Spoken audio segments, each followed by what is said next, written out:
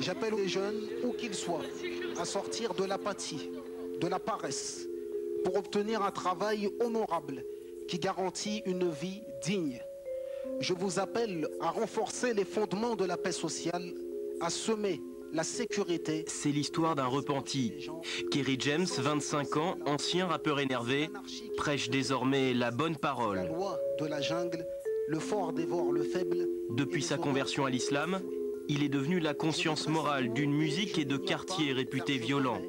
Musulman, il dénonce l'extrémisme. Des groupes terroristes profitent des sentiments des jeunes et se cachent mensongèrement sous le couvert de l'action pour l'islam, alors que l'islam est innocent de leurs actes barbares.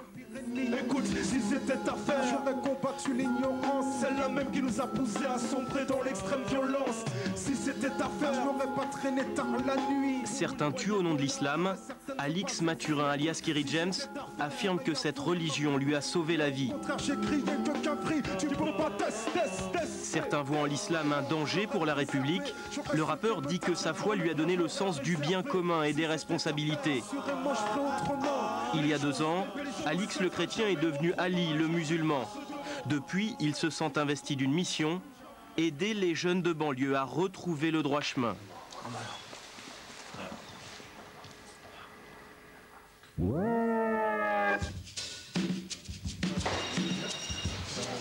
se rappelle plus tard, d'accord, je travaille. Ce jour-là, Kerry James nous a donné rendez-vous au Stade de France. Dans quelques heures débute le plus grand concert de rap jamais organisé en France. Oh, le son doit être méchant. Hein. Les organisateurs craignent des débordements. Pour clore le spectacle et calmer les 45 000 spectateurs, c'est à lui qu'ils ont fait appel.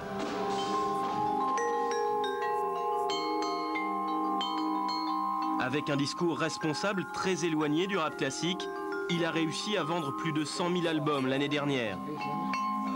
Autour de lui sur scène, un groupe Black Blamber. Parmi eux, Emric, son compositeur, un non-musulman. Une dizaine de musiciens et de choristes l'accompagneront ce soir. Ils ont dit 21h50 près, ça veut dire quoi près? C'est-à-dire on est là-bas. Tu sais que c'est psychologique ça, hein? En coulisses, dernière mise au point pour Kerry James et son équipe. On peut dire 21h pour 21h, on se voit à 21h. On sait jamais s'il y a une tache sur un costume aussi. Toi, tu y vas, toi? Portable en mode kit main libre vissé à l'oreille, très moderne et très religieux. Kerry, ces grosses journées-là, c'est pas dérangeant dans la pratique de l'islam? Non, je vais trouver un temps pour faire ma prière. Quand la personne elle a bien appris sa religion, elle trouve pas, il n'y a pas de difficulté dans la religion. On peut toujours s'adapter, quoi. On peut toujours s'adapter. Voilà. C'est bon? Allô? Ouais.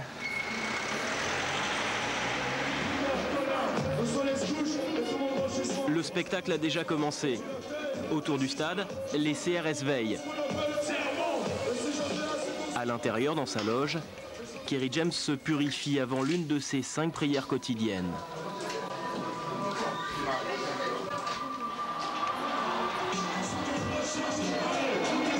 Face à un public déchaîné, Joe Star, le 113, des dizaines de groupes se succèdent. Dans les coulisses, à 30 minutes de son entrée en scène, Kerry James se concentre à sa manière. La prière au Stade de France, c'est comme la prière comme partout? Tant que les conditions nécessaires à la validité de la prière sont respectées, à savoir que j'étais dans la bonne direction, en direction de la Kaaba honorée, donc je peux accomplir ma prière dans n'importe quel endroit. Votre foi au quotidien, ça vous apporte quoi? Au quotidien, ça me permet de me sentir mieux. Par exemple, là, je suis beaucoup mieux que l'instant qui a précédé. Voilà. Merci. Merci. Comment vous allez ce soir? Tranquille. Comment ça va ce soir? Le spectacle a pris du retard. Sa prestation est réduite à 2 titres. Alors c'est a cappella qu'il interprète sa chanson Cessez-le-feu. Habillé de blanc, le rappeur se fait prédicateur. Tous les bras en l'air, s'il vous plaît. Un jour viendra sûrement où je quitterai cette terre Mais je souhaite que les gens se rappellent de cette terre. C'est un appel à la paix, une opposition à la violence. Un cessez-le-feu pour tous les jeunes de ghetto en France. Que les armes soient posées, les esprits reposés, les pulsions maîtrisées et le diable méprisé. Je crois franchement qu'il est temps que l'on mise le drapeau blanc afin que nos trottoirs ne soient jamais plus couleur sang. Passe-moi donc le mic que je rende hommage aux disparus, à ceux parmi vous qui ont été victimes de la rue, ceux qui ont quitté ce bas monde à la suite de morts violentes, souvent la conséquence d'une adolescence insolente. Faut cesser le feu.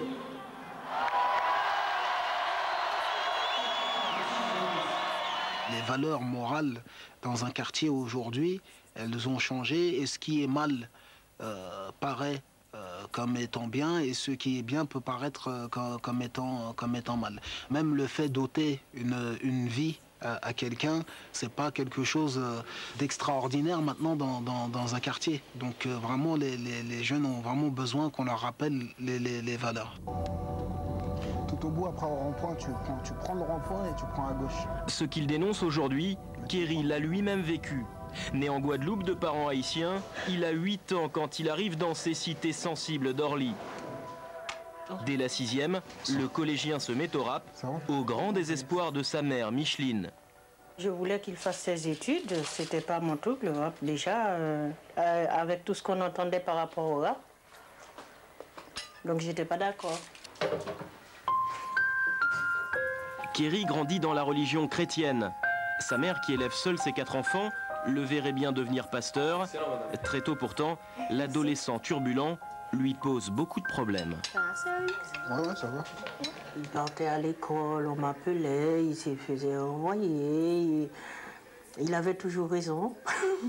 Mais en même temps, avec les profs. C'est vraiment là que ça a commencé vraiment à s'empirer, hein, quand j'ai arrêté l'école. T'avais 16 ans par là, je crois. Donc ce qui fait que je suis resté 17 ans. un petit moment chez moi sans rien faire, comme beaucoup de jeunes. Et je sais pas, on pense même pas que c'est pas normal. On se lève, on fait rien. Et on croit qu'on va rester comme ça pendant des années. C'est vrai qu'il y a eu une période où je croyais vraiment que j'avais besoin d'argent et que tous les moyens étaient bons pour que j'obtienne cet argent-là. C'est l'époque des business illicites, des joints et des nuits en boîte. La situation est tendue avec sa mère qui menace de le mettre à la porte. Ça, tu rentres à 4 h du matin, 5 h du matin, tu sors de boîte, tu es fatigué, parfois tu n'es pas lucide. Alors tu dors, alors les gens ils se réveillent eux à 9 h, ils commencent leur vie et toi tu trouves pas normal qu'il y ait déjà du bruit et tout ça. parce que tu viens de rentrer et tout ça. Parfois j'y parlais, il me disait maman, tu sais pas ce qui se passe dehors. Tu crois que je suis un méchant, tu crois que je suis un méchant, mais tu sais pas ce qui se passe dehors. Hardcore sur les crimes dont on accuse le haïch. Hardcore et la façon dont est écrit qu'un prix va venir. Hardcore, le FLNC se fait entendre encore. Clip violent, texte virulent. À l'époque, Kerry James et son groupe Ideal J font dans le rap radical et provocateur. Musique ou trafic de cannabis, Kerry quitte rarement sa petite bande. Ça c'est le lieu où on a beaucoup traîné. C'est un endroit qu'on appelait la demi-lune. Et on était tout le temps là. Donc c'est marrant parce que maintenant je me rends compte qu'il y a une école juste à côté et que les gosses y passaient comme ça. Et ils nous voyaient faire des choses pas possibles. Ici, pour moi, c'est beaucoup de souvenirs. C'est pour ça que j'ai tenu à vous le montrer. Est venue l'époque que j'appelle entre rap et business. Et entre rap et business, mais quand t'es moi, grosse équipe. Kerry James se rend compte qu'il fait fausse route. Choukri et Sadi étaient là quand la vie du chanteur a basculé. Producteur de Kerry à ses débuts, il organise son premier concert dans une grande salle parisienne. Une date qui doit lancer la carrière du rappeur, un gros contrat à la clé. Mais un événement va tout remettre en cause. Victime d'un règlement de compte, un proche de l'artiste, Las Montana, est sauvagement assassiné en avril 99. Son enterrement a lieu le même jour que le spectacle. Kerry James est sous le choc. Après